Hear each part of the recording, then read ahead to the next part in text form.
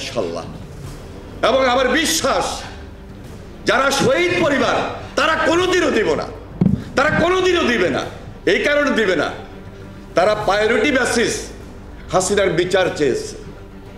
তারা এই দেশে 5 আগস্টের পর আশা করেছে সরকারের কাছে যে আমরা যে পরিবার আমাদের পাশে সরকার দাঁড়াবে, কিন্তু যত সামান্য এবং একটা বৈরিতা ভাব মনে হয় যে কোনো রকমে এই পরিবারগুলোকে বিদায় দেওয়ার চেষ্টা করছে। আমি আজকে অভয় দিতে চাই, এই বাংলাদেশে খুব শীঘ্রই একটা নির্বাচন সরকার দিতে বাধ্য হবে এবং এই নির্বাচনের মধ্য দিয়ে জনগণের সরকার প্রতিষ্ঠিত হবে, যে সরকারের নেতৃত্ব আগামীতে বাংলাদেশ জাতীয়তাবাদী দল দিবে। এবং আজকে আমাদের ভারপ্রাপ্ত চেয়ারম্যানের দৃষ্টি আকর্ষণ করে আমি বলছি,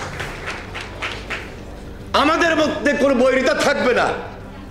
16 বছরে যারা গুম খুনের শিকার হয়েছে, যে পরিবারগুলো আজকে সারা বাংলাদেশে বিভিন্ন জেলায় আছে, এখানেও আছে, এবং বিগত জুলাই আন্দোলনে যারা শহীদ হয়েছে, সবাইকে আমরা অভয় দিতে চাই।